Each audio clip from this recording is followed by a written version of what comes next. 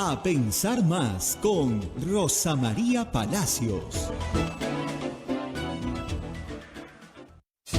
Señoras, señores, muy buenos días. Bienvenidos a Pensar Más con Rosa María Palacios desde Radio Santa Rosa para todo el Perú.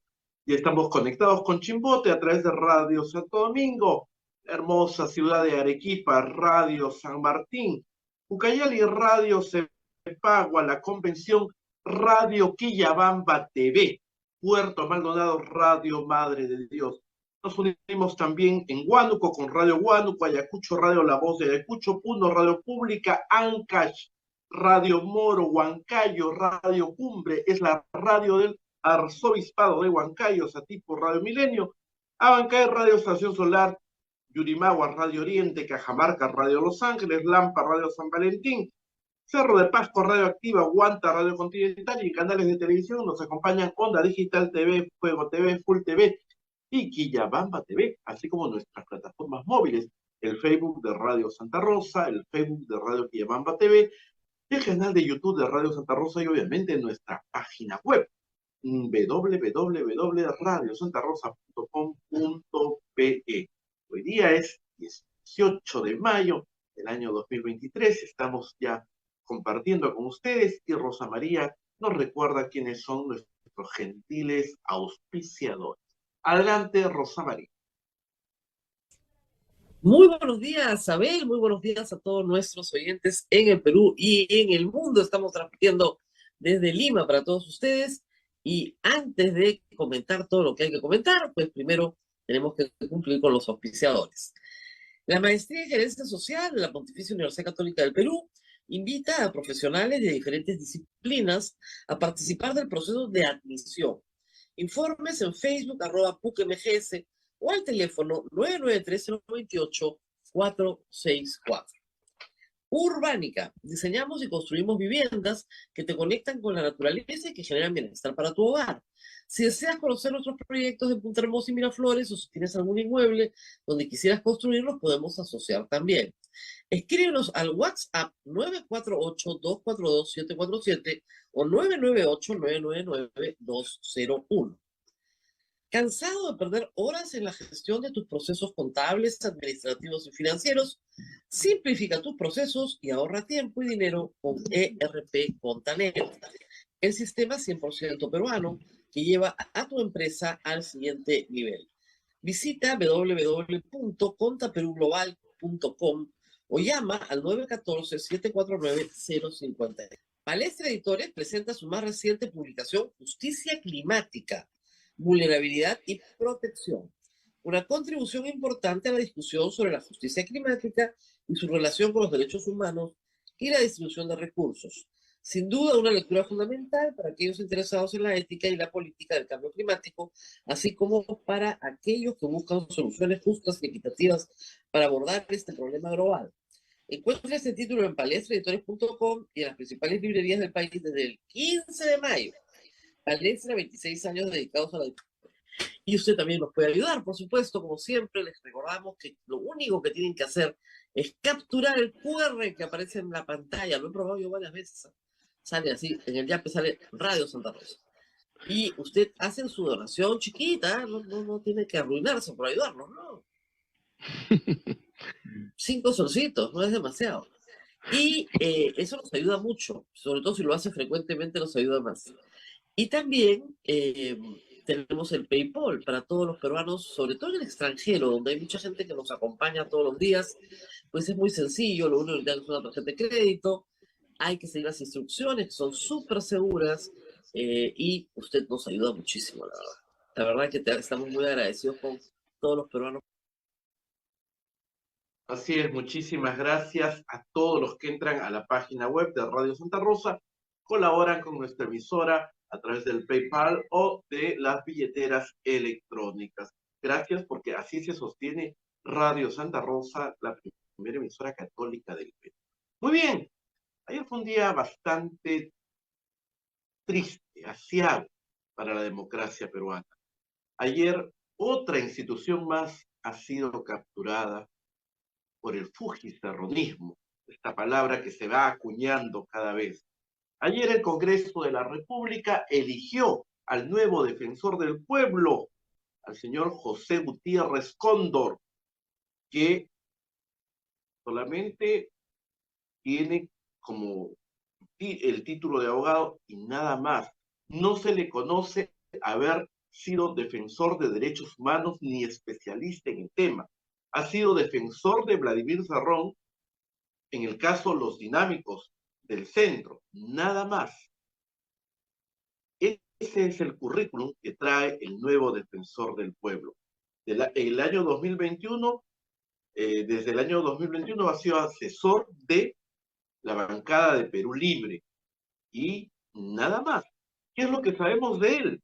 Sabemos de él es que era pues muy allegado a la señora Nadine Heredia, admiraba tremendamente, tanto así, no sé si por ahí tenemos la foto, por favor, en el switcher, tanto así que en su oficina tenía un cuadro inmenso con la foto de la señora Nadine Heredia.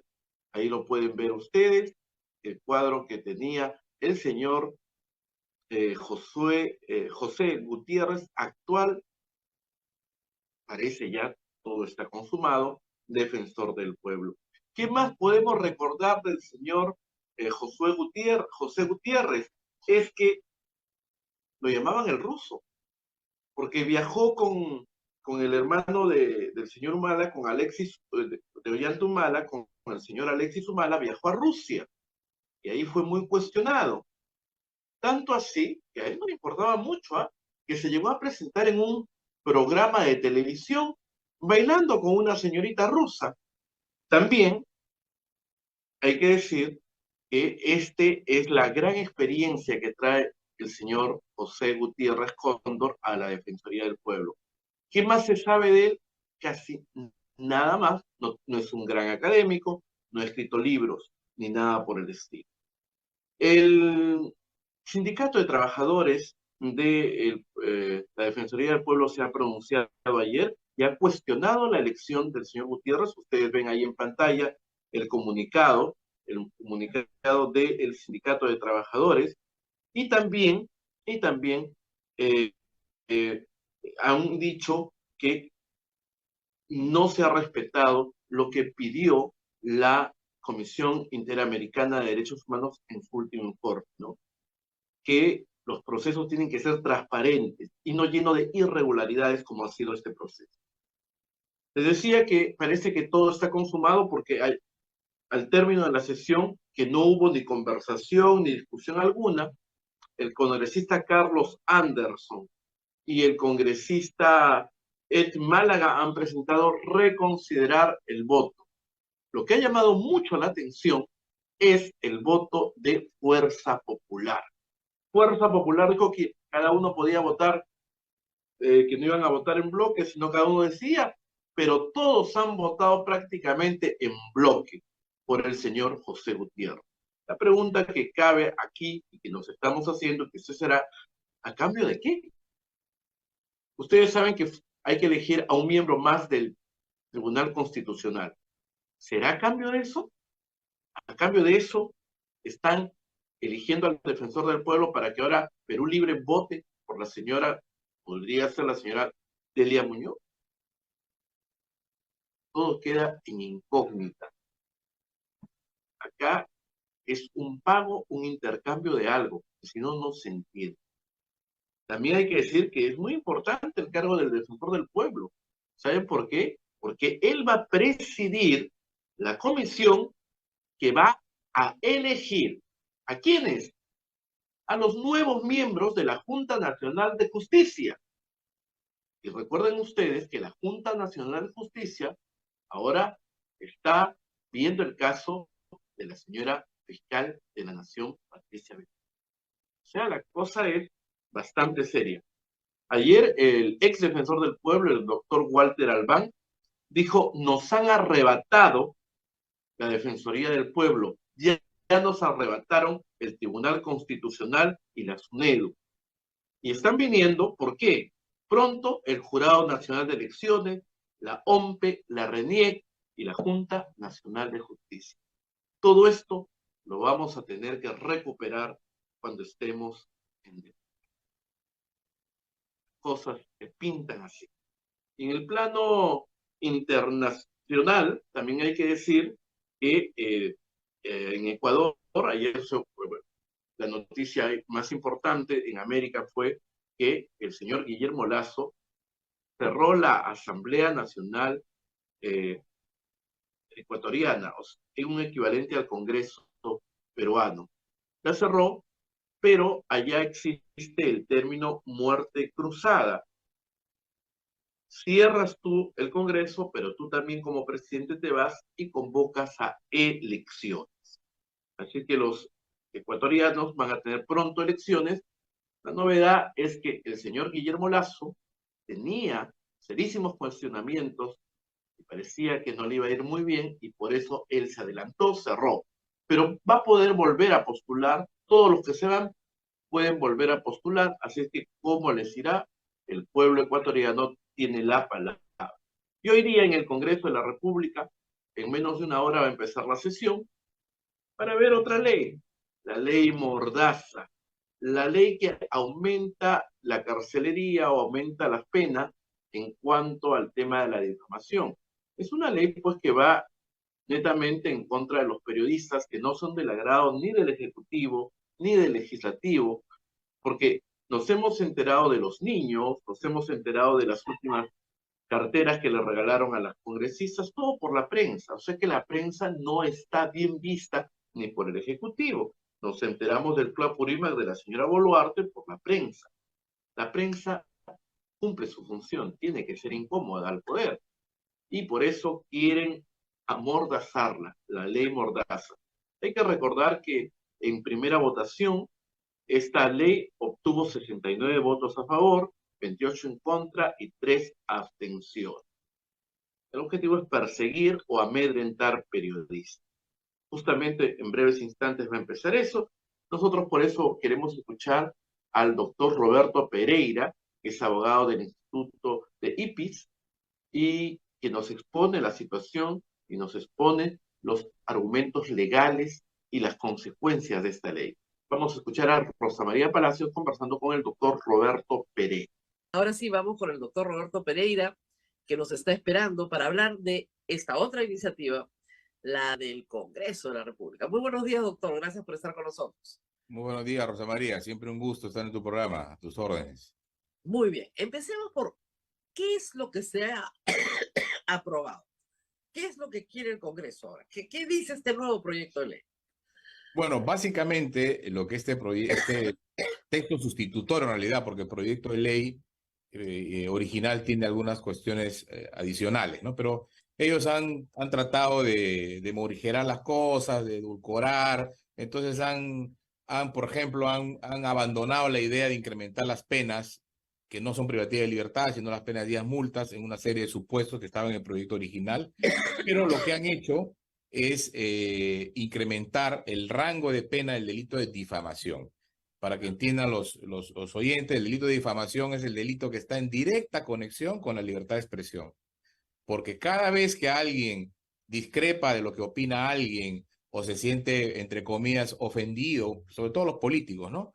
Porque hay la revelación de una investigación periodística, lo que hacen es denunciar al periodista por el delito de difamación. De manera tal que es el delito que está en permanente conflicto, digamos, con la libertad de expresión. Y entonces lo que han hecho es, la propuesta original decía, la pena ahora será, que es ahora de entre 1 a 3, con lo cual no hay un riesgo de cárcel efectiva. El proyecto decía, no, ahora será de 2 a 5, ¿no? Y claro, si lo pones en 5, ya hay un riesgo de carcelería efectiva. Claro, lógico. Pero lo que han hecho ahora ellos es decir, no, 5 es mucho, vamos a ponerlo en 4. Pero ¿no? igual. De 2 a 4. A ver, para que entienda el público, el Código Penal autoriza al juez a suspender la pena efectiva cuando la pena es menos de 4 años. Hasta 4 años se suspende. Hasta 4 años. Sí. Pero queda a discreción del juez. Si no, vean el caso de Magali Medina, que le dieron una pena de 5 meses efectiva, lo cual no existe en nuestro ordenamiento jurídico y la metieron presa, lo cual fue ese precedente, pues que es una barbaridad, pero que existe. Entonces, es levantar la pena hasta 4 años. Ahora, eso también forzaría a los que somos difamados. Yo jamás he demandado a nadie por difamación, porque considero que la razón de la difamación es restituir tu honor. ¿Qué honor me va a restituir a mí un político, no? O sea, si no tienen honor, ¿qué me va a restituir? Dice, no, lo restituye el Estado. Pero tampoco creo que me puedan restituir el honor en el Estado. Vamos a poner un ejemplo, ¿ya? Este es un ejemplo de la vida real.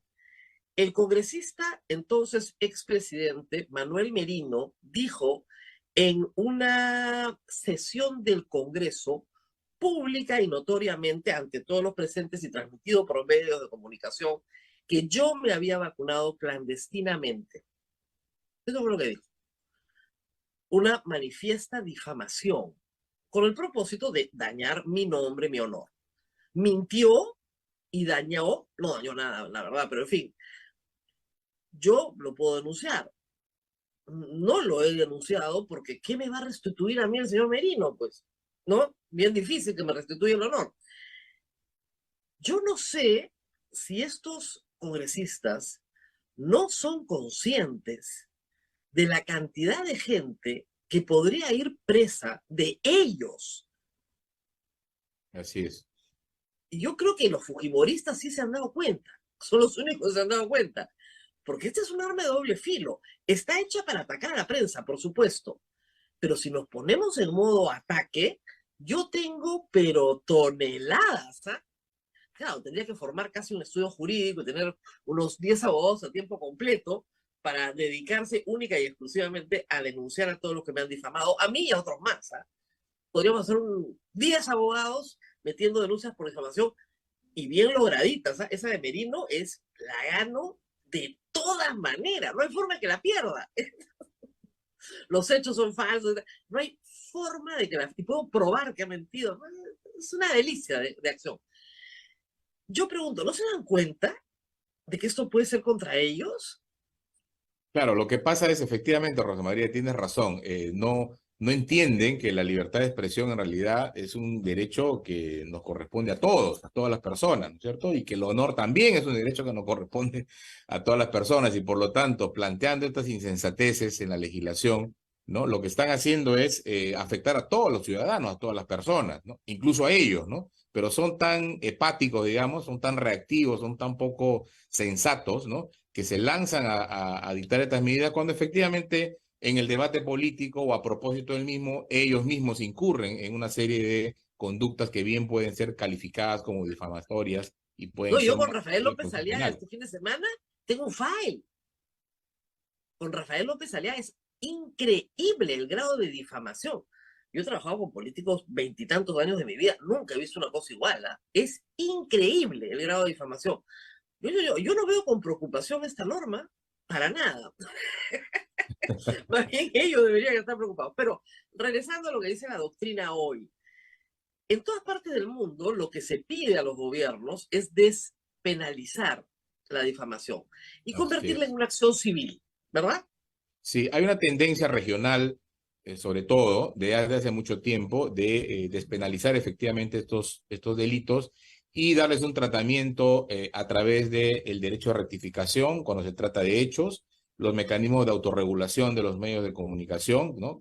Hay toda una corriente en esa línea y eventualmente ir también a la responsabilidad civil por daños al honor, en este caso, pero de tipo patrimonial.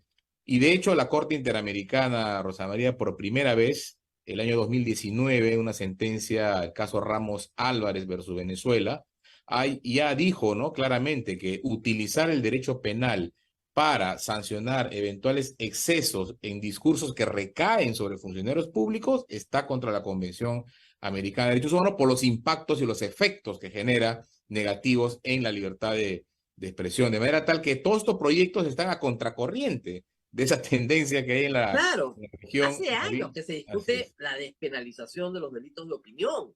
Perdón, vamos a ponerlo así. No hay delito de opinión, no dice la Constitución peruana, no hay delito de opinión. Pero la difamación implica una conducta dolosa de imputar un hecho falso, ¿no es cierto? Es algo diferente. Yo tengo que decir, por ejemplo, que yo me he vacunado clandestinamente es un hecho probablemente falso. Él lo sabe y dolosamente lo dice para desacreditarme. Se configura el delito de difamación. Entonces, como les digo, facilísimo de probar. El otro tema es, por ejemplo, el tema patrimonial. para poner un ejemplo reciente, Fox News ha tenido que pagar frente a un difamado, la compañía que organiza las elecciones en Estados Unidos. Dice, me has difamado sistemáticamente con todos tus conductores, tengo los correos electrónicos, tengo todas las pruebas de la campaña de difamación en mi contra. Paga. Y lamentablemente no llegaron a juicio, todos queríamos ver el juicio, ¿no? Llegaron a un acuerdo, sí, que evitó el juicio. En Estados Unidos, cuando tú llegas a un acuerdo entre partes, te ahorras el juicio. 700 millones de dólares por difamar. Entonces, hay que también decir, doctor, que difamar no está bien. O sea, no es que los periodistas promovamos la conducta difamatoria. Y yo sí creo que hay que pagar cuando tú mientes dolosamente sobre la conducta de alguien. Dolosamente, ¿no? Sí, no se está proponiendo la impunidad, ¿no? Frente a la difamación. Lo que se está proponiendo simplemente es reemplazar una medida que la práctica y la realidad ha demostrado que es mal utilizada por políticos, por gente con poder y por un poder judicial que a veces no es estricto, ¿no? Abriendo estos procesos. Y esa práctica realidad... Normalmente, en primera instancia, todos los periodistas pierden. Sí, se abre proceso y efectivamente todos, hay condenas increíbles. Vas a perder de todas maneras. Así seas inocente. Usted ha visto el caso no sé, tenemos casos como el de Christopher Acosta, por ejemplo, ¿no? Y más. Leía que en los últimos 2 años han denunciado 150 periodistas, más o menos, en el sistema de justicia. Sí, eso es un reporte que tiene la ANP, me parece, también he leído esto. Y efectivamente, porque a veces, Rosa María, o no a veces, sino por lo general, la intención ni siquiera es que el periodista sea condenado, simplemente es tenerlo procesado. Claro. ¿No? Para generar una situación de amedrentamiento, de desgaste personal, de desgaste económico, porque tiene que pagar abogados, tiene que defenderse, tiene que invertir tiempo en su defensa. Claro, y por ejemplo, el caso de Orellana, que fue sistemático también, Orellana desarrolla una campaña de amedrentamiento y termina denunciando 15, 20 periodistas. 19. Grupos, claro, a caretas, a TV, a grupos completos. Y esa fue su estrategia. Vamos a amedrentar a toda la prensa denunciando sistemáticamente, a tal punto que obligó a casi todos los involucrados a aliarse para hacer público la conducta de un fulano que terminó preso, porque estaba desarrollando una actividad criminal. Entonces, por si acaso, para los interesados, no se les ocurra generar este tipo de conducta. Sale más. Hizo hasta un periódico. ¿Se acuerdan? Juez Justo, creo que se llama. Hizo un medio para atacar. ¿No? Bueno, claro. Y tenemos casos paradigmáticos también en el Perú, como el caso de Paolo Ugaz. Paolo Ugaz tiene 7 denuncias penales. Unas por los mismos hechos que parten de una difamación del Diario Expreso. Una difamación del Diario Expreso le abre 4 causas penales, pero además tiene 3 causas por difamación. Ya ha ganado varias, ¿eh? Ha ganado varias, yo he sido testigo en alguna de ellas, pero esto es un ataque organizado utilizando el sistema de justicia para amedrentar. Ella tiene protección internacional en este momento, ya no sé de cuántas entidades, es un caso muy conocido en el mundo, pero en ese contexto, incrementar las penas, ¿para qué? ¿Para qué? Es simplemente amedrentar, Rosa María. Yo creo que la finalidad es, porque por ejemplo hacen una cosa muy torpe, ¿no? En el caso de los delitos de difamación y de injuria, agregan a la pena, que es una pena de 10 multa, ¿no? Y además corresponderá reparación civil. Pues eso ya está en el Código Penal desde siempre. O sea, toda pena, todo aquel que causa un daño está obligado a repararlo. Desde los romanos, ¿ya? Este es un principio de responsabilidad civil extracontractual, lo primero que te enseñan, ¿ya? Desde los romanos. Lo que tú tienes es que probar el daño. Esa es la diferencia. Así es. Claro, pero ponerlo en el caso de cada tipo penal, la única intención es decir, mira lo severo que soy, mira lo que te voy a sacar plata, te voy a sacar plata. Es la única explicación que hay, porque no tiene ningún sentido. Esto ya está vigente en el Perú desde siempre, como tú dices, desde Roma. El que causa un daño a otro tiene que indemnizarlo. Y está regulado ampliamente en el Código Penal y en el Código Civil también. Entonces, esto se enmarca en una campaña que viene hace un tiempo desde el Congreso hacia la prensa para debilitar permanentemente el estatuto de protección que tiene la libertad de expresión y que se ha construido a lo largo de los años, ¿no?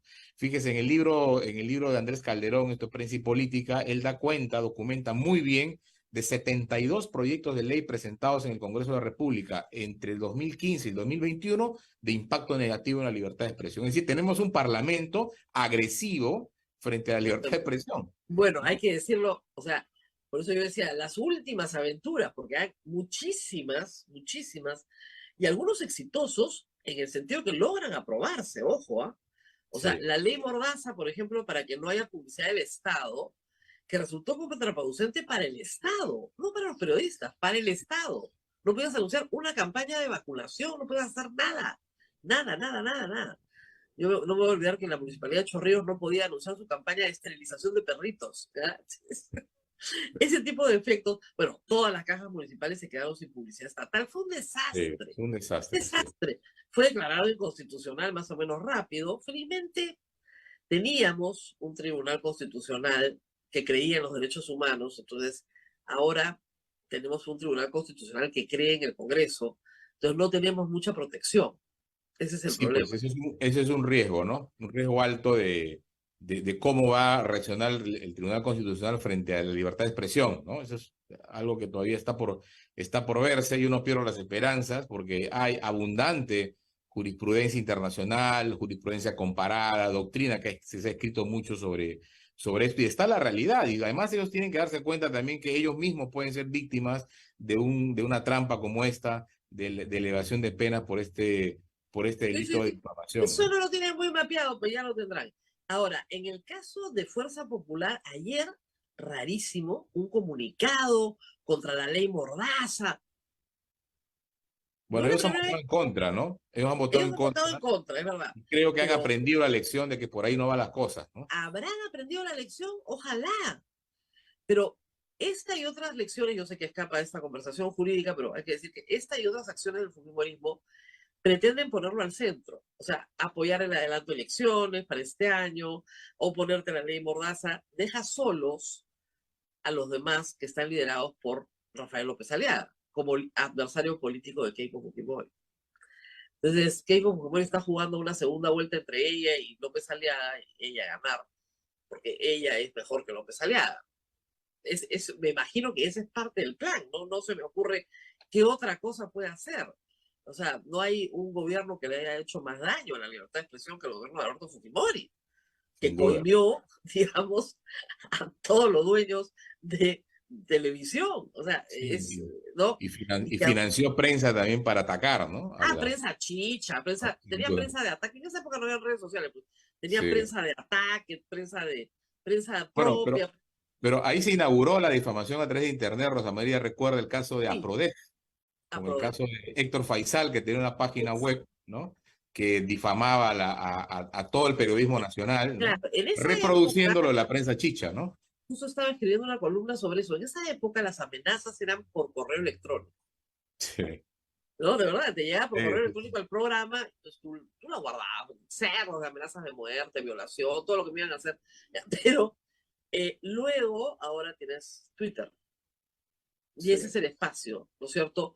Y ahí hay otro tipo de difamación que no le preocupa al Congreso, y entenderán ahora ustedes por qué, que es crear granjas de trolls para crear una corriente de opinión y difamar. Hemos tenido un caso de difamación la semana pasada, clarísimo, de Gustavo Ritti y Gustavo Mome, con un canal de televisión dedicado a la difamación, Willax, un periódico expreso, una reportera con un emprendimiento casi clandestino, pero que es la que vota la información.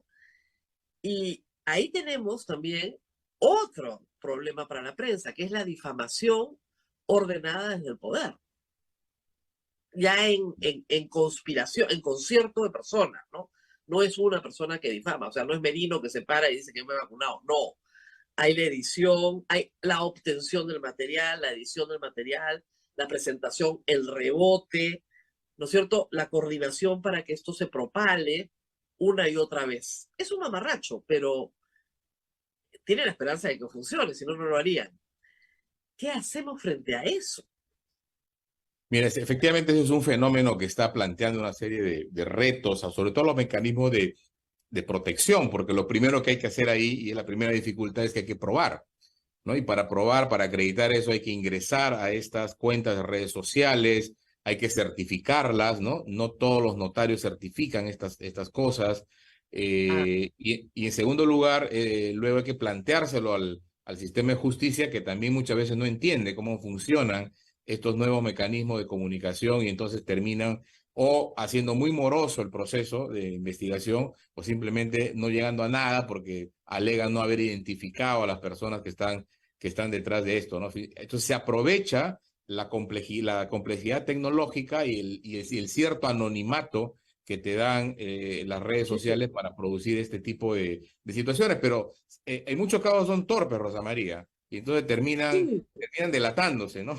Entonces es muy fácil también a veces poder determinar por lo menos Claro, no es los complicado, eslabones pero de esa cadena, ¿no? por ejemplo, la alianza que tiene transparencia con Monitor para sacar mensajes de odio en redes sociales, ¿no? Por género. Entonces me pasaron la nube de palabras. Hay varias colegas, pero la que se lleva el premio soy yo, de frente, pero así, completita la nube, con mi cuerpo, ¿no? Algo que está absolutamente prohibido. No es un cuerpo que estas personas jamás van a ver. No les digo tocar, ver en la vida real, ¿no?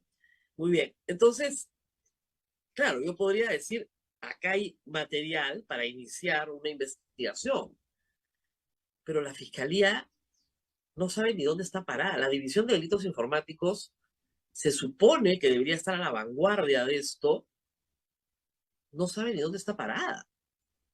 Entonces, Sí. no hay un apoyo tecnológico local todavía, vamos a tener que buscarlo en el extranjero, para poder determinar el origen, porque al final el origen no son más de 10 personas reales, 50 tal vez, reales, ¿no? Y ese yo sí creo que es un gran desafío de investigación. ¿Qué hacer con eso?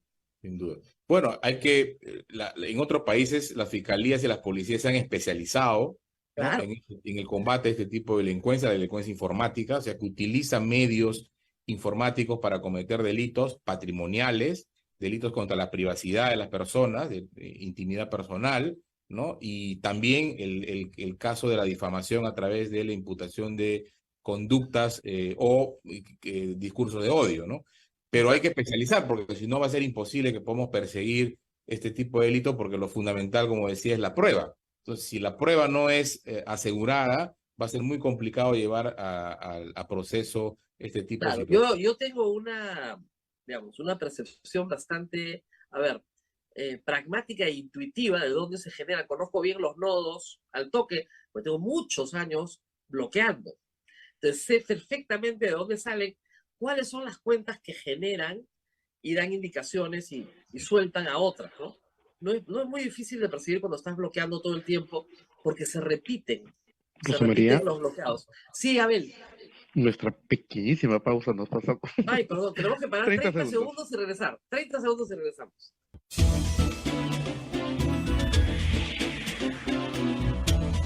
Continuamos con A Pensar Más. Adelante, Rosa María. Sí, bueno, futuro de esta norma. Se ha aprobado en una primera votación con 69 votos. ¿Tiene que tener segunda votación o ya está? ¿Cuál es lo que sigue? Bueno, según el reglamento del Congreso, esto requiere una segunda votación dentro de los 7 días siguientes a la primera, es decir, entre esta semana o el inicio de la próxima. ¿Por qué? ¿Por qué? Porque es una modificación de el Código Civil, el Código Penal. ¿Por qué en este caso se requiere segunda votación?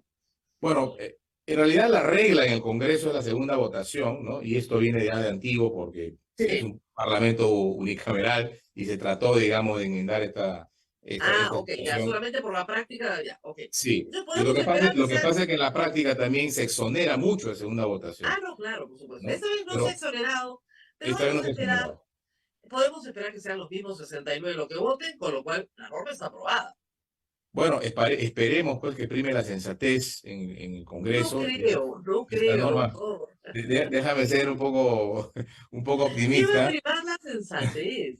No, pues, Y que no lo aprueben, ¿no? Pero si lo aprueban, ya se convierte a en ver, ley. muertos y heridos, lo que han hecho es subir la difamación agravada, que es la que se hace por medio de comunicación, de 3 a 4 años. Punto. El resto ya estaba. Todo lo demás ya estaba. Todo lo demás ya está, Ya efectivamente. estaba, porque la reparación civil siempre existe. Así Entonces, es. quieren subirla a 4 años para que el juez te mande preso. Ahora, Exactamente, los para que haya un jueces, riesgo. a ver, les vamos a dar una noticia a los señores magistrados, a los señores congresistas. En primera instancia, todos los jueces te condenan. En la superior, todos te absuelven. Y en la suprema te absuelven de todas maneras. Así funciona. Hace años que funciona así. ¿Ya? Es muy raro, salvo que hayas denunciado a un juez, salvo que tu historia sea de jueces, ¿no es cierto? Conozco un caso, ahí sí te fregaste, ¿no? Pero es muy raro que la superior no te absuelva. ¿Ya? Sí, Y sí, efectivamente. es extraordinario que la superior no te absuelva. Y la suprema confirma. ¿Ya?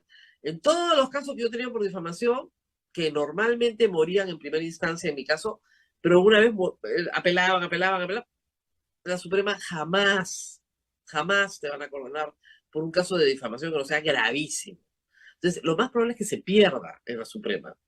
No todo llega a la Suprema, además, hay que decirlo, pero en la superior lo ganas de todas maneras.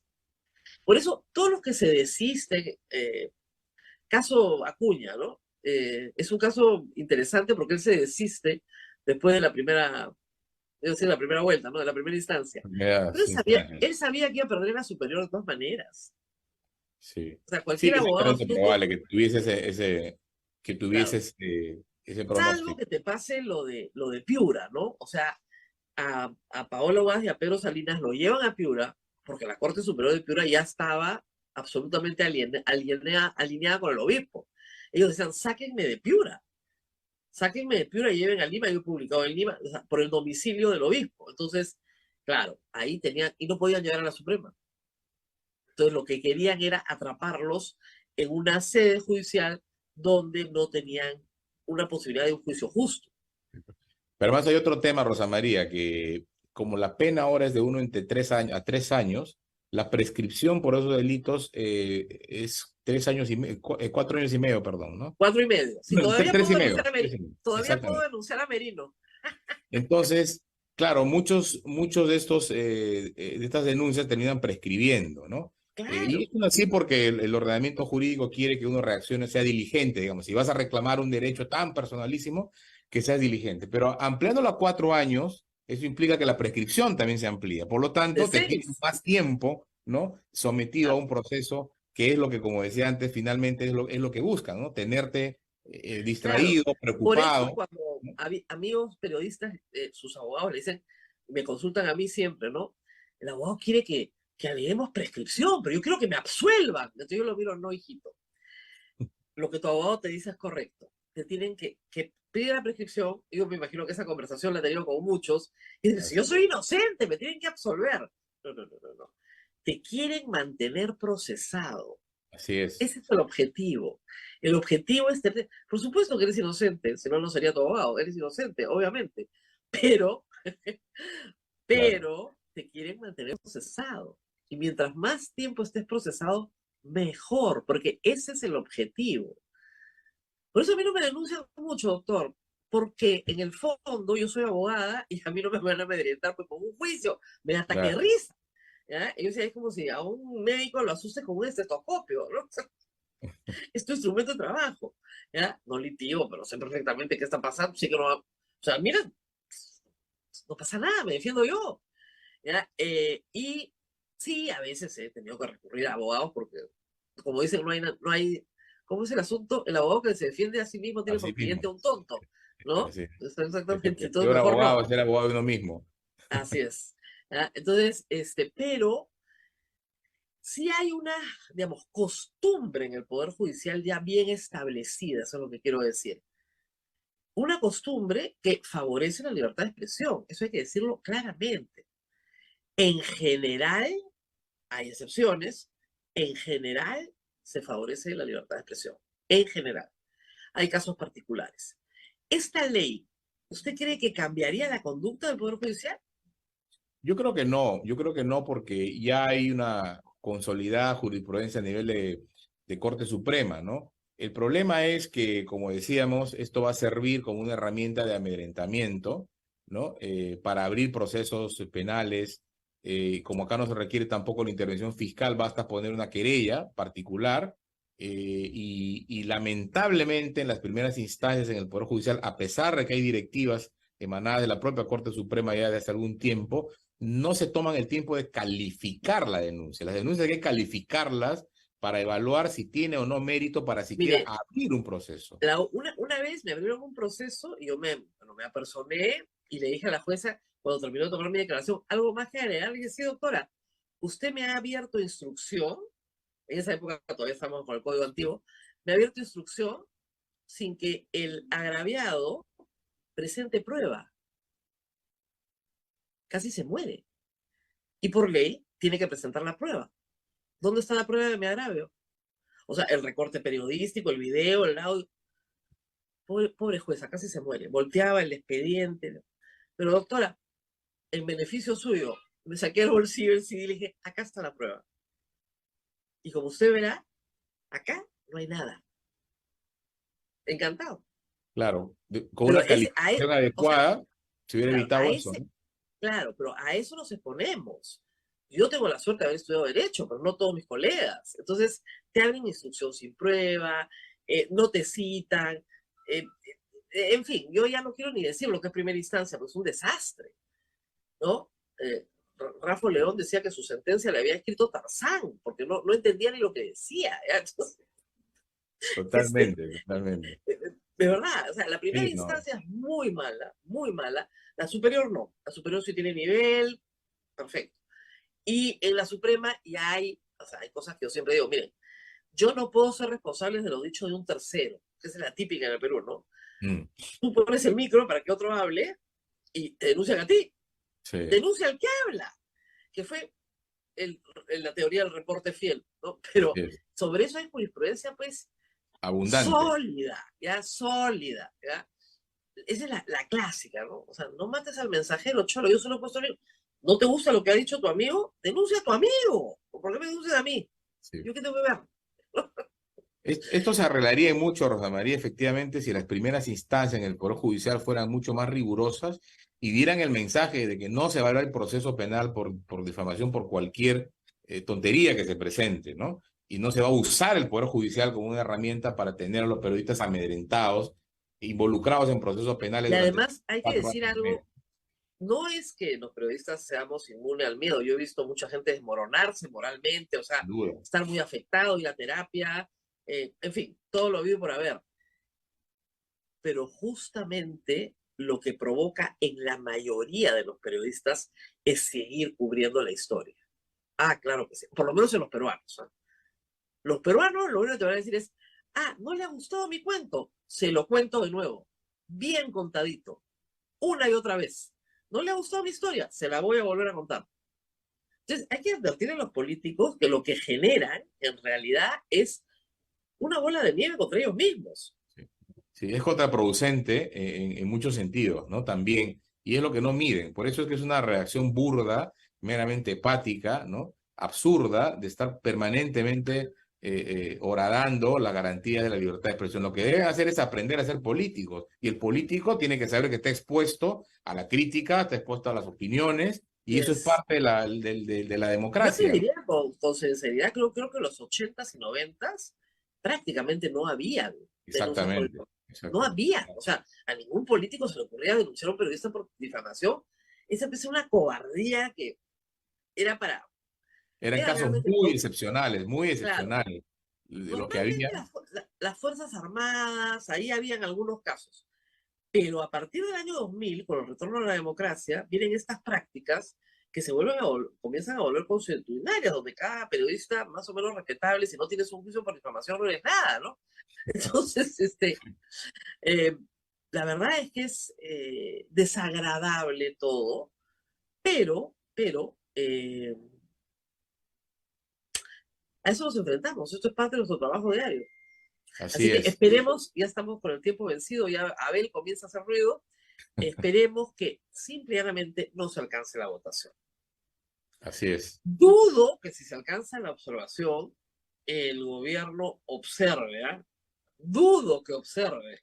Bueno, sería pues un disparo en el pie del gobierno, ¿no? Que está siendo cuestionado precisamente por no respetar derechos fundamentales, que no se oponga a una... No, pero no puede observar, pues, porque, como diría el difunto Chávez, son caimanes del mismo pozo, pues no puede, porque estos 69 son su sostén. Entonces, Claro, claro, ya debió haber salido la presidenta a oponerse a este proyecto, ¿no? Si tiene realmente no, convicciones no, no, democráticas. no, no, no, no, no, no, eso no va a ocurrir. Así no, ese no es así. Muy bien, unas palabras finales sobre lo pasado en IDL. Yo estoy haciendo referencia a que creo que es una escalada en la actividad, porque ha pasado el daño físico, y el daño físico sí tiene sanción en el Código Penal. Lástima que ningún fiscal o la policía no fue a detener en flagrancia, pero sí, no sé si comparte ese punto de vista que podría aplicarse el delito de daños. Sí, sin duda, Rosa María. Yo ya la vez pasada opiné en el sentido de que acá no estamos ante conductas espontáneas de ejercicio válido de la libertad de expresión, sino que estamos ante una conducta organizada. Y eso lo hemos visto claramente en esta última oportunidad con la utilización de vehículos, de personas que coordinaban, ¿no?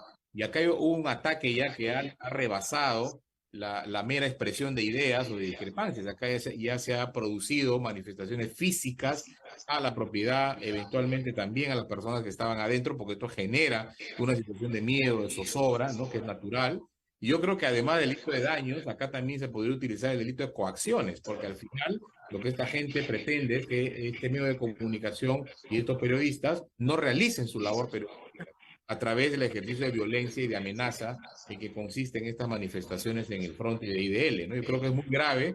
La policía debió haber detenido a estas personas en flagrancia, debió haberse abierto una investigación en el Ministerio Público, porque si no esto va a seguir y lo más grave, va a escalar. ¿Qué están Escala. esperando? Que ocurra una desgracia. Y muy bien, Abel, vamos a un asunto menos grato, por supuesto, porque vamos a hablar de la situación de los derechos humanos en el Perú. Y claro que es ingrato, porque la situación es francamente mala. Y para eso estamos con Marina Navarro, a quien agradecemos muchísimo que se haya tomado este tiempo para conversar hoy. No queríamos cerrar este espacio sin hablar de este tema y de este informe que se presentó al Perú, bueno, que pretendía presentarse en el lugar de la memoria y que además, gracias a eso, hay que decirlo, ha recibido una enorme publicidad, lo cual también es de lo malo algo bueno. Señora Navarro, gracias por estar con nosotros, gracias por acompañarnos esta mañana. Muy buenos días, Rosa María, muchas gracias por la invitación. Hagamos primero las líneas generales del informe, porque el informe es un informe mundial que cierra el año, ¿no es cierto?, el 31 de diciembre del 2022.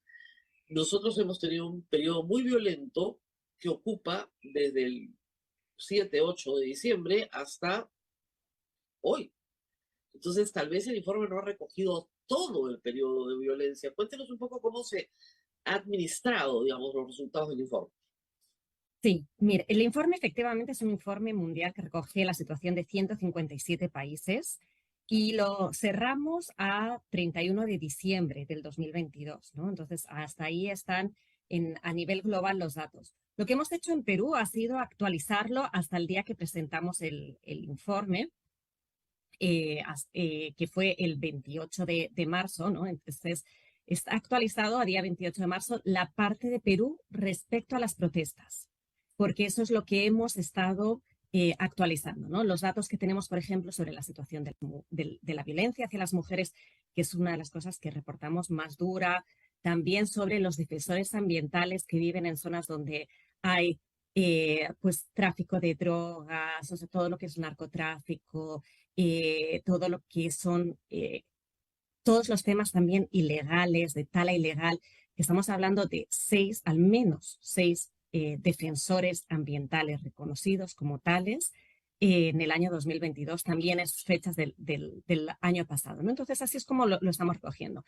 Pero lo que hablábamos, ¿no? Las cifras que dábamos, y ahora te escuchaba, Rosa María, hablando de los menores, no está propiamente en el informe, pero nosotros desde Amnistía lo tenemos recogido, estamos hablando de 7 menores de edad asesinados, podemos decir que son asesinados por armas de fuego 3 de ellos de 15 años, adolescentes de 15 años, 2 de 16, 2 de 17 y otros 7 menores de 19 años, muy jóvenes, Rosa María, escuchar a las mamás cuando las hemos estado entrevistando, cómo con ese dolor te decían lo que les había ocurrido, y además te decían cómo además a sus hijos les estaban diciendo que eran vándalos, que eran terroristas, cuando estaban en las protestas, y sí podían estar, o algunos de ellos estaban pasando, y hasta algunos de ellos, mira, en Chincheros, un adolescente de 16 años, que según parece todo indicar fue por arma de fuego, pero digo, parece indicar por lo que nos han dicho los testigos y las fotos que nos han mostrado sus familiares, porque no pudo ser atendido, no tuvo la necropsia, y ahora le van a tener que exhumar. Imagínate el dolor para esos padres, 16 años, y le van a tener ahora revivir, ¿no?, toda esa situación porque no se hizo ni siquiera la necropsia, ¿no? Entonces, estamos hablando de unas situaciones realmente durísimas y es lo que más resaltamos en el informe, y también es lo que se resalta sobre Perú a nivel global, porque la parte del resumen global que tenemos de Amnistía Internacional resalta mucho sobre la situación de Perú. Yo he estado, justo este fin de semana, he estado con todas mis colegas de la región y están preocupadísimas por la situación de derechos humanos que está ocurriendo en Perú. O sea, es que es como una tormenta perfecta, porque lo que estás relatando tiene que ver con un conjunto de situaciones que en el Perú se están agravando en los últimos años. La situación de los periodistas, la situación de las mujeres, la situación, como dices, de los defensores ambientales, que son grupos críticos en materia de derechos humanos, en el Perú se ha agravado.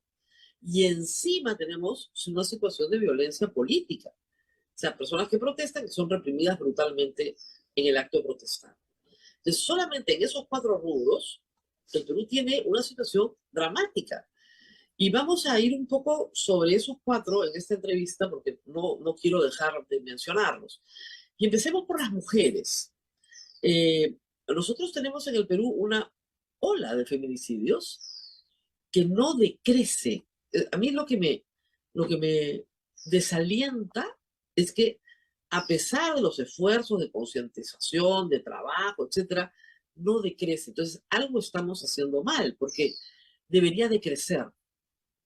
¿Por qué no decrece una situación en la que existe una política pública, existen instancias del Estado? ¿Por qué no matan menos a mujeres por ser mujeres, por estar en relación de pareja? Mira, toda la situación de machismo, porque tenemos que decir que vivimos en un país en donde hay un gran machismo, ¿no?, que es lo que provoca que haya ese asesinato, decir, es mía, ¿no? ¿Sabes? Esa sensación de posesión que hace que haya esos asesinatos, que haya diariamente, Rosa María, 50 niñas y adolescentes son violentadas sexualmente, agredidas sexualmente cada día en el Perú. Y luego estamos hablando también de, vuelvo a señalar, el número de mujeres desaparecidas. Más de 11.000, el 50% solo se sabe dónde están. Las otras prácticamente 6.000 mujeres que desaparecieron el año pasado, no sabemos dónde están. Pueden ser víctimas de feminicidio, de trata, haber huido de la violencia que tienen en sus casas. No se sabe lo que hay y no se las busca lo suficiente, no se pone la atención. Y es que yo voy a dar otra vez la señal de se tienen que dar mensajes claros, porque ahora que tenemos en el Congreso, a ver, ante este machismo que vemos, que es lo que provoca esta violencia hacia las mujeres, entonces estamos otra vez retrocediendo incluso en el lenguaje de género. Ya nos va a poder decir niños y niñas, ¿no? Eso es lo que quieren.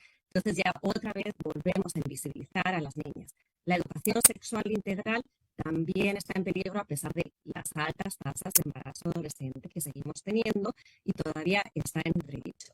El Ministerio de la Mujer lo vuelven a querer llamar Ministerio de la Familia, retrotrayendo otra vez a las mujeres al único rol de la familia, cuando las mujeres tenemos muchísimos otros aspectos en nuestras vidas en los que podemos y queremos desarrollarnos, ¿no? Entonces, las lamentables también declaraciones de la ministra de la Mujer cuando pone entredicho que son las mujeres las que deben saber con quién ir en vez de poner realmente el foco en el agresor, empiecen quién está. Entonces las autoridades tienen una gran responsabilidad en que esto no esté avanzando, que por mucho que haya campañas, que haya las políticas que vienen anteriores, que todos, ¿no? Los medios de comunicación, las ONGs, Naciones Unidas, hagan todas estas campañas. Si volvemos a tener a las autoridades con estos retrocesos, marcando estos retrocesos, es muy difícil que se pueda avanzar.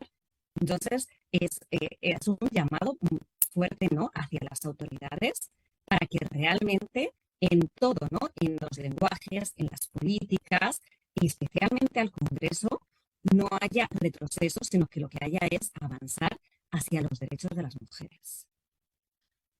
Ahora, vamos al tema de defensores ambientales. Hoy está a punto de votarse una ley en el Congreso que, según todas las organizaciones que defienden los bosques y la Amazonía peruana, va a ser prácticamente la deforestación legalizada. Se está pidiendo que no se vote, pero además de eso, hay actividades en las comunidades amazónicas en todo el país de defensa de sus propias tierras comunales o de sus propios bosques comunales.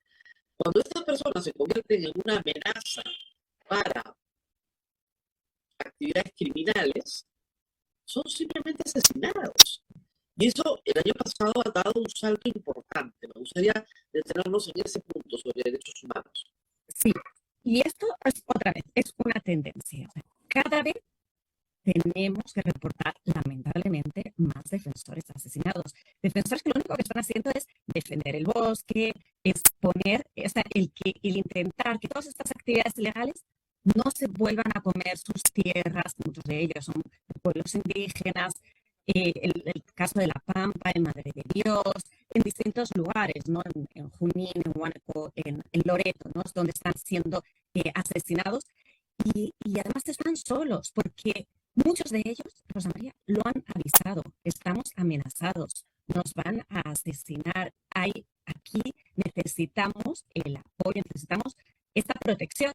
Y no hay un mecanismo nacional de protección, de hecho desde el 2021, interseccional, pero que no está funcionando. Es más, o sea, un actor tan importante como la policía ni siquiera tiene el protocolo para activar este mecanismo. Entonces, ¿cómo se va a activar si ni siquiera tiene un protocolo, ¿no? Entonces, es una situación en la que la sensación es que ellos están protegiendo el medio ambiente, están protegiendo el bosque para todas y todos nosotros, y les estamos abandonando. El Estado no hace absolutamente nada para protegerles, cuando es algo que es importante, que es clave, ¿no?, para Perú, sino para la humanidad. Ahora mismo es necesario, ¿no? Mucho más con este cambio climático que estamos viendo y que, bueno, pues que ahora está golpeando tan lamentablemente, especialmente en Norte. 6 defensores asesinados el año pasado. Al menos 6 defensores, porque eso es lo que está reportado, ¿no? Porque luego siempre están como con esa duda de cuándo es defensor, ¿no? Nosotros desde Amnistía Internacional siempre mantenemos el estándar de Naciones Unidas de que cualquier persona que defienda los derechos humanos no tiene que estar como reconocido en un claro, lugar, no hay un carnet. no tiene que, exacto, sino que es quien lo haga. Entonces, es un dato muy subestimado. No, y además porque ha sido asesinado por esa defensa. Lo que te convierte en el fondo en un reconocido defensor ambiental, lamentablemente es la causa de tu muerte, porque si no lo hubieran matado, si es que no estuvieses defendiendo el bosque. O sea, te están matando porque te estás interponiendo en los intereses comerciales de un traficante de madera o de droga, y el tema es que tu presencia y tu denuncia es incómoda y por tanto matarte es lo que debe proceder, ¿no es cierto? Entonces, ya ese solo hecho de la muerte en esas condiciones es lo que convierte a esa persona sin necesidad de ninguna inscripción o carnet, un defensor ambiental. Lo han matado por eso. Claro. Y muchos son incluso miembros de las propias familias, que además ya sabes que va a ocurrir. ¿Por qué? Porque lo suelen, esa lucha por la defensa del bosque, pues la suelen tener también los incluso al revés, ¿no? No solo pasa de padres a hijos, a veces ocurre al revés, ¿no? Asesinan al hijo, ¿no? Y el padre. Hemos visto el asesinato del hijo. Hemos visto eso varias veces. Y cómo lo van teniendo y se asesinan miembros de la misma familia, de la misma comunidad, se sabe que va a ocurrir porque están amenazados por la zona tan peligrosa en la que están y siguen sin recibir protección. Es que no puede ser, Rosa María, que no haya ningún tipo de protección para ellos, o sea, que siga estando de la misma manera y que sigan estando asesinados, o sea, sigan abandonados totalmente. Entonces, eso es lo que hay que hacer y que el mecanismo realmente funcione. O sea, tenemos un mecanismo, tiene que haber protocolos, se tiene que activar. No puede ser que cuando te llama un defensor, a nosotros el año pasado nos llamó un defensor y nos decía, estoy llamando al mecanismo, no me contestan. Claro, luego me decían, es que es domingo, pero es que los domingos también asesinan a las personas. Por supuesto, sí, también pasa. Entonces, hablemos un poco ahora de los periodistas, además de Amnistía Internacional, por supuesto, hay otras organizaciones que nos vigilan, nos protegen, nos dan una mano, está desde la Relatoría para la Libertad de Expresión, de la Organización de Estados Americanos. O sea, la ventaja que tenemos los periodistas es que, porque nuestro trabajo es mucho más expuesto, podemos levantar una bandera rápidamente. Pero lo que preocupa es que el año pasado, en toda esta ola de protestas, se han denunciado más o menos 300 agresiones. 300 agresiones a periodistas, o sea, y esto cada vez es una bola de nieve mucho más agresiva, porque las agresiones pasan porque te calles, o sea, ese es el tema, igual con los defensores ambientales, te calles, o sea, no quiero saber, y te mato para no saber, o te pego para no saber, o te rompo tu equipo, o te detengo para no saber. A ver, ¿qué tienen ustedes en el informe? Mira, estamos justo de esto. Hemos reportado estos más de 303 casos. La mayoría de ellos han sido durante las protestas en este último periodo. Y además vemos que algunas de las agresiones son graves. O sea, hemos visto que incluso han disparado, o sea, amenazando a un periodista por estar grabando, por estar reportando lo que estaba haciendo la policía, y han disparado directamente a la pierna, afortunadamente que ha sido la pierna, pero desgraciadamente que tenga que disparar Rosa María a la pierna para que dejara de reportar, para que dejara de grabar. Pero de esto hemos visto muchos que empujones, que no les dejan estar en las zonas donde están grabando, o sea, no les están dejando reportar sobre las acciones que están ocurriendo, ¿no? Entonces, o dónde se deben, o sea, como intentar, y esto ha sido el último esfuerzo, ¿no? Intentar legislar dónde se tienen que colocar los periodistas para que puedan grabar la parte que les interesa. Si esta legislación se llega a aprobar, que no creo que sea presencial, es manifiestamente inconstitucional. Manifiestamente. O sea, yo no voy a cumplir una norma inconstitucional, punto. Es una aberración. A mí no me van a decir. La norma que querían aprobar decía que no podías entrevistar a los manifestantes. Imagínate, o sea, no le podías preguntar a la gente por qué estaba protestando.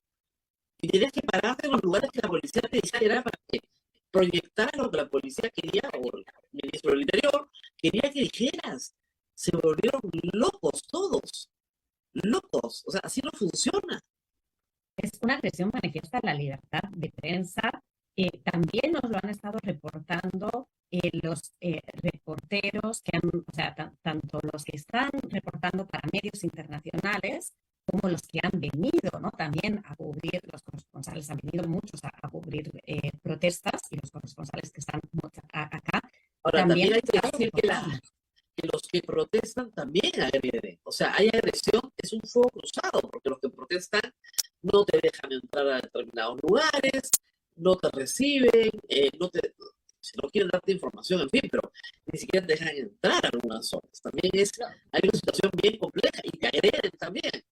Y ha habido agresiones, y ha habido también agresiones hacia los locales o hacia los no sé si recuerdan, también hacia un carro, ¿no? De un medio de comunicación. Entonces, sí ha habido todas estas... tenemos agresiones a los domicilios de los periodistas. Yo soy una de ellas, Gustavo Ritti, no somos los únicos, Jaime Chincha. O sea, hemos tenido de todo este último año en temas de violación de derechos fundamentales, porque si no se olvidan, yo siempre digo, el derecho a la intimidad personal y familiar es un derecho humano, ¿no es cierto? Y los periodistas que sufrimos agresiones de ese tipo, se nos violan nuestros derechos, y acá al gobierno no se le mueve una pestaña. Detenciones arbitrarias, sí, pero a los que vienen a tu casa a gritar, nadie los toca, porque tienen protección estatal y la han tenido siempre. El día que tenemos un gobierno que no proteja a los que violan el derecho a la intimidad familiar y personal, bueno, de repente tendremos un gobierno un poquito más decente, ¿no? Pero no hay ninguna protección estatal para los periodistas, que eso quede claro. Ninguna. Y tampoco tenemos la protección de la población muchas veces porque la población también agrede. Entonces estamos en un fuego cruzado. Esa es la situación del periodismo en el Perú. Se ha convertido en una profesión realmente de muy alto riesgo, ¿no?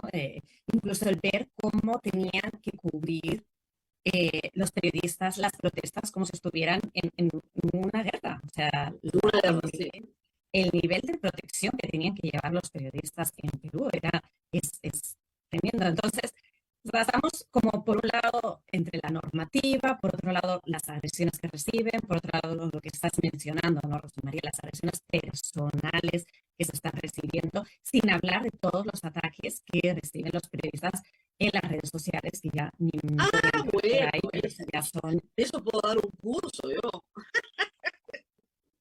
Yo sería, pero yo puedo hacer un seminario de eso, Dios mío. Así es, solamente para decirles una noticia que no podemos dejar pasar por alto. El fiscal Rafael Vela Barba ha presentado formalmente ya una solicitud para el proceso de extradición activa y detención preventiva de la señora Elian Carr. Recuérdese usted que la señora Elian Carr, esposa del expresidente Alejandro Toledo, está acusada por lavado de activos, tiene una investigación por lavado de activos en agravio del Estado peruano. La pregunta es si ya no es demasiado tarde, porque la señora salió ya de Estados Unidos y está ahí. Es una de las noticias que tendremos que analizar lo siguiente. Vamos a continuar escuchando un segmento más de la entrevista con la señora Marina Navarro, quien es la directora de Amnistía Internacional. Recuerde que Amnistía Internacional fue la primera institución que sacó un informe completo sobre lo que ocurrió en nuestra patria los días violentos. Vamos con Marina Navarro y Rosa María Palacios. Adelante. Ustedes saben que en nuestra Constitución no hay delito de opinión. Así lo dice la Constitución del Perú. No hay delito de opinión. Entonces yo opino que Dina Boluarte tiene que irse. ¿Merezco un balazo por eso? No, ¿no es cierto? Bueno, la gente cuando protesta, opina con su protesta. Dice que se vaya Dina Boluarte. Eso no convierte a las personas en golpistas, no las convierte en el brazo armado de Pedro Castillo, no las convierte en nada más que eso, en su protesta. Quieren que Dina Boluarte renuncie. Bueno, el gobierno decidió reprimir las protestas contra las propias leyes establecidas para represión y uso de la violencia. Y Amnistía Internacional, por supuesto, ha dado cuenta de esto. ¿Qué tan grave es? Porque a veces acá en el Perú dicen, no, esta propia gente es la que ha provocado su muerte. Ayer lo ha dicho así de nuevo el abogado de Dina Boluarte. No. Analicemos caso por caso. Porque ahí cada uno de los fallecidos puede haber provocado su muerte. Y la policía ha actuado en legítima defensa. A ver, ¿qué han encontrado ustedes, por favor? Pues mira, Rosa María, no es lo que nosotros hemos encontrado. Nosotros hemos estado con un equipo especializado de crisis, ¿no?, que tenemos en la región. Hemos estado en Andahuaylas, en Chincheros Apurímac, en Ayacucho, en Juliaca, en Puno, y hemos encontrado que estamos hablando de que se ha utilizado armas letales que, como mencionabas anteriormente, no pueden usarse más que en casos muy estrictos en los que esté armada la persona, en los que haya peligro inminente para la vida. Entonces, se han usado armas letales. La mayoría de las personas han muerto por armas letales. Se han utilizado de manera indiscriminada las armas menos letales, como el uso de perdigones, que también quiero decir que aunque en Perú estén aprobados, no son aptos para las manifestaciones. ¿Por qué? Porque no tienen la capacidad de saber, en caso de que, de que haya una agresión que vaya dirigida hacia el agresor, no sea un tema de violencia, sino que se dispersa, y si se dispara a muy corta distancia, como hemos visto lamentablemente, al menos en 2 casos puede llegar a causar la muerte, como un caso en Juliaca y el que hemos visto recientemente en Cusco. Entonces, esto todo junto, lo que podemos hablar por la magnitud que tienen los más de 1.300 heridos, estamos hablando de ataques generalizados hacia la población. Y es más, podemos afirmar que son ataques que se han realizado con un sesgo claramente racista y con un sesgo claramente discriminatorio hacia las poblaciones indígenas y las poblaciones campesinas del Perú. Entonces, son violaciones muy graves dentro del derecho. ¿Por qué decimos que hay un sesgo discriminatorio? Esto es muy importante. Mira, hay un sesgo discriminatorio. El 80% de las personas que han fallecido lo han hecho en lugares, o sea, son de comunidades campesinas y de pueblos indígenas. Pero no solo estamos hablando de cómo se han dirigido, ¿no? Utilizando armas de fuego, persiguiéndoles, ¿no? Hemos visto que había personas que estaban incluso huyendo, se les ha disparado muchos de ellos por la espalda, personas que estaban atendiendo a heridos y han muerto mientras estaban atendiendo a los heridos. Entonces estamos hablando de que ha habido ahí claramente ese sesgo. Pero ya no solo eso, sino que las declaraciones que han tenido las autoridades, declaraciones realmente estigmatizantes, llamándoles terroristas, llamándoles vándalos, ignorantes, que se dejaban manipular. Asusados, ¿no? asusados. Asusados, exacto, asusados.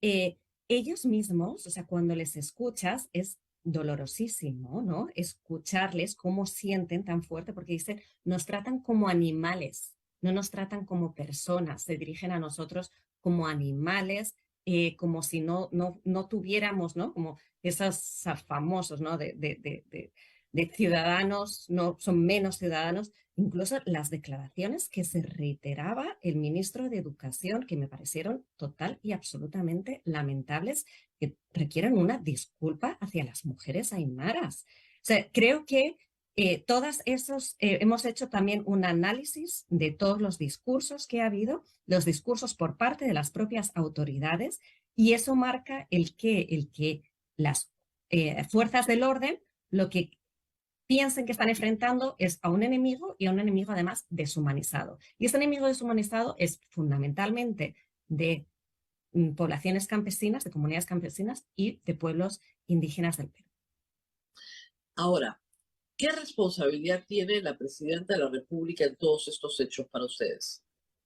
Cuando estamos hablando de ataques generalizados, y por eso sí se habla de ataques generalizados, se tiene que investigar hasta toda la cadena de mando, desde quien haya disparado hasta la máxima responsabilidad, que es la presidenta. Se tiene que investigar. ¿Por qué? Porque ya no son hechos aislados. O sea, lo que claramente hemos visto en las investigaciones que nosotros hemos realizado es que no se trata de hechos aislados, no es que a alguien haya disparado. Los disparos en Ayacucho duraron más de 7 horas. En Juliaca estamos hablando de mayor de 9 horas. No es un tema de que en un momento dado haya habido un momento de tensión en el que alguna persona que no eso haya ha pasado. Hay Correctamente. veces que la gente dice, pero es que han muerto en protestas antes. Sí, un policía se puso tenso, saca su arma, dispara, los colegas lo detienen, en fin, muere una persona. Eso es, digamos, algo que puede pasar. Pero esto no es así. Estos son, como ustedes dicen, horas disparando contra población civil. Sistemáticamente. No puede ser que los mandos no hayan sabido que no está ocurriendo. Y además no ha ocurrido en un lugar, ha ocurrido en diferentes lugares, con un mismo, o sea, con un mismo patrón en el que vemos que se dispara hacia la cabeza y el tórax de las personas, ¿no? Que son como han muerto la mayoría, ¿no? Entonces estamos viendo que ahí hay una responsabilidad. Si no es de acción, definitivamente también hay responsabilidad de omisión. Es decir, si la presidenta, sabiendo que esto ya ha ocurrido en Andahuaylas, sabiendo que ha ocurrido, que ha estado ocurriendo en Chicheros, que ha ocurrido en Ayacucho, no pone todo lo que está en su mano para que esto no vuelva a ocurrir, para ser extremadamente firme en decir cómo las fuerzas del orden deben actuar, hay una responsabilidad. Y realmente los mensajes que se han dado de apoyo a las fuerzas del orden cuando se ha visto claramente que no han actuado como deberían de haber actuado. Honor y gloria, gritaba el ministro honor y gloria, y dice, pero están siendo investigados por muertes. Ya no entiendo nada. Y luego se devela que hay un problema de corrupción policial espantoso en el Perú que se arrastra desde Castillo. Entonces, claro, ahora le quieren echar la culpa a los que estaban, pero claro, como son corruptos ya les podemos echar la culpa. Y lo dice el ministro Tarara todo el tiempo, los ministros no vemos planes operativos. Yo no sé para qué están. No sabemos, no tenemos conocimiento, nos enteramos después. Este es un tema policial y militar, nosotros no sabemos nada. Y es lo mismo que dice el abogado de la señora Dina Boluarte, nosotros no sabemos nada. Solo Hitler se encargaba de matar gente, nosotros no. No. ¿Y qué se le contesta a ese argumento que obviamente en cualquier corte internacional lo haces así, ¿no? En cualquier corte peruana también, pero en cualquier corte internacional no vale nada. Pero a ver, ¿qué se le contesta? No, y sin embargo han hablado de la situación inmaculada, ¿no? Voy a utilizar inmaculada, la si la policía es inmaculada. No, los discursos luego van a ser muy importantes, los discursos políticos. Sí, van a ser importantes a la hora de los juicios. Claro que van a ser totalmente claves, ¿no? Y entonces, bueno, cuando nosotros hemos hablado, porque sí nos recibió y agradecemos que la presidenta nos recibió también el ministro de Justicia, el ministro de Defensa y la canciller, porque nosotros desde Amnistía Internacional siempre nos parece clave que primero les mostremos a las autoridades los hallazgos que tenemos, ¿no? Bien, les decía, la señora Marina Navarro es la directora de Amnistía Internacional y fueron los primeros que presentaron un informe de lo que pasó en nuestro país en la zona sur. Lamentablemente, el gobierno no ha hecho caso o ha hecho caso omiso e incluso ha esperado el informe de la Corte Interamericana de Derechos Humanos. Esto es un dolor de cabeza para la señora Boluarte que no termina ahora, sino tiene para largo. Hasta acá llegamos el día de hoy, 18 de mayo. Mañana nos reencontramos a las 8 de la mañana. Recuerde usted que Radio Santa Rosa, a través de su página web, está informándoles constantemente. Cuídense mucho. Chao. Hasta aquí, A Pensar Más con Rosa María Palacios.